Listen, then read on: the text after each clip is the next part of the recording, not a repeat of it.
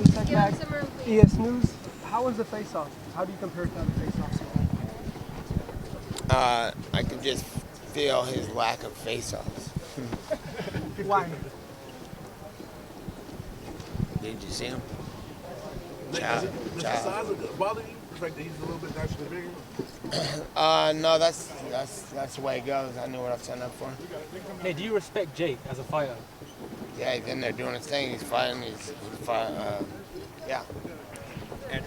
Nate, Mike Bond from MMA Junkie. He said up just a minute ago that he was surprised how nice you were up there towards him. Did you expect something different, maybe more hostile? Today, we're not fighting today. You know what I'm saying? I'm a professional athlete. I'm not running around getting in fights like they're making me out to be. They got these young YouTubers out here making attacks for clout and, message sent. Don't fuck with me, I ain't fucking with you. Was that pretty disrespectful, you thought, what his team said there about your brother? That was complete. It was just amateur. Be nice. You've been waiting so long to get outside the UFC and do your own thing here. What's kind of been like? This is your first experience outside of Zuffa since 2006. I miss there's a lot. I got a lot of experience from the UFC, and I miss people know exactly how to do things. That's why I was talking about the no fans in the arena, because it's not like normal press conferences. It's kind of a little more. I didn't like it as much. I like where's all the people who are yelling shit, and I like normal people around too, and not just straight media, because it makes it more feel more real. And so that's one thing about the UFC is they got it going on as far as everything, the whole package, you know. Does that amp you up when you have the crowd to feed off of? Yeah, not even the amp me up, but then you just think differently. Like it's kind of more you feel normal environment type of thing. With you doing this for so long, do this get boring to you doing media, with you being one of the biggest fighting stars on the planet? Does this get boring to me? Yeah. Nah, it's cool. I like it. Hey, inside fighting, there's some back and forth tweets about steroids. You want there to be drug testing? Yeah, but I don't care either way. Everybody I've been fighting my whole career has been on steroids. They know how to pass the testing. There will be testing in this fight. We're going to be testing. Stay off of steroids. It's VADA testing. There's a lot of weed in mine. There is. Was it hard to get Jake to agree to VADA testing? No. No, he was down with it. And maybe, Zach, you can chip in. There's no tolerance policy for marijuana here in Texas. How are you planning on handling that, Nate? Be determined based on our deal with VADA. Wait, what happened? They have a no tolerance policy for marijuana here in Texas with the commissions. We're talking with the commissions in VADA about how that's going to play out. Is that breaking news to you, Nate? Well, let's go to California. We got the cops behind us. Is it cool if Nate blazes a blunt in Dallas? Or? What is that? Dallas PD said you're good to go. Shout out to Dallas PD.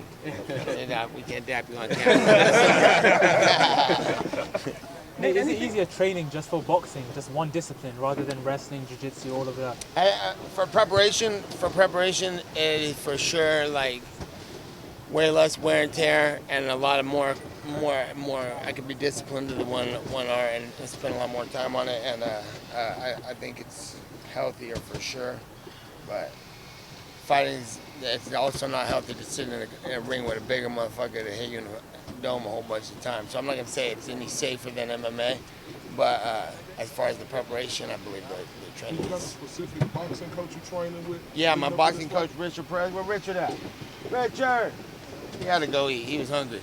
But he's here somewhere. Richard Perez, he's been my trainer my whole career since I was 18 years old. What are you doing your training camp at? Are you going to do it in Vegas, or are you going to move around? Or are you gonna I'm in Stockton full time. I got an academy there and a bunch of training out there, a bunch of good sparring partners. My boy who's going to be on the card with me, Chris Avila, Luciano Ramos, and a bunch of other guys. Yeah, and we bring in all the pros from all of NorCal. If you're out there in NorCal, all you guys holler at me. Let's get some work this next few months. What about any world champions? I'm going to try to go see Ward for sure coming up here. I'm not trying to make an attack on some sparring, but if they got guys for me, for sure, they always got good work out there. So that's.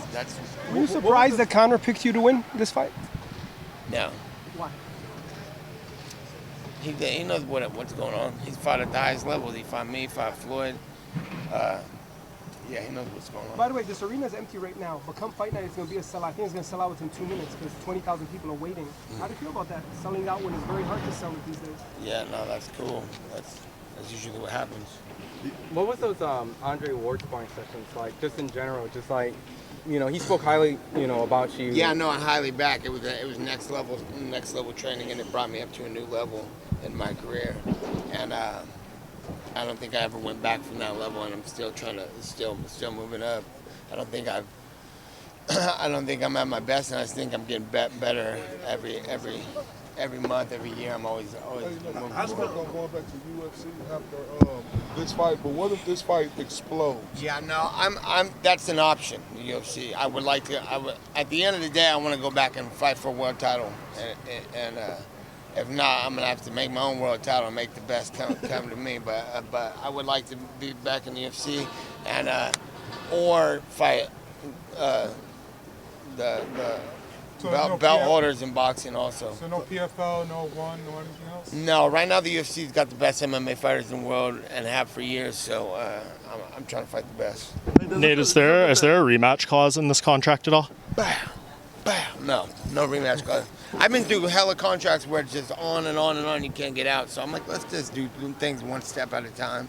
You know, if we need a rematch, then we need a rematch, and I ain't hiding from nothing like that. And I want rematch if I lose too. So.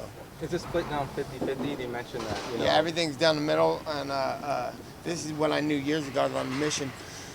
When did I fight Ben Henderson? How old was that? Or what year was that? I think it was 2013, yeah. Are you sure? 13? December 2013. 28. As soon as I signed that contract, I was like, I knew what I needed to do.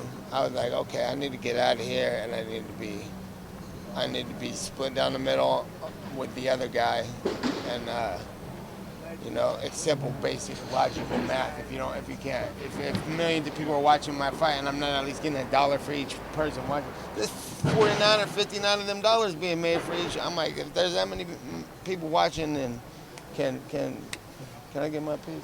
So now we're here, and now that's how I plan on it to be the rest of my career. Nate, do you plan on promoting mixed martial arts and boxing with your real fight? You might be a promoter like that? I think the first card that we're gonna have is gonna be an MMA card.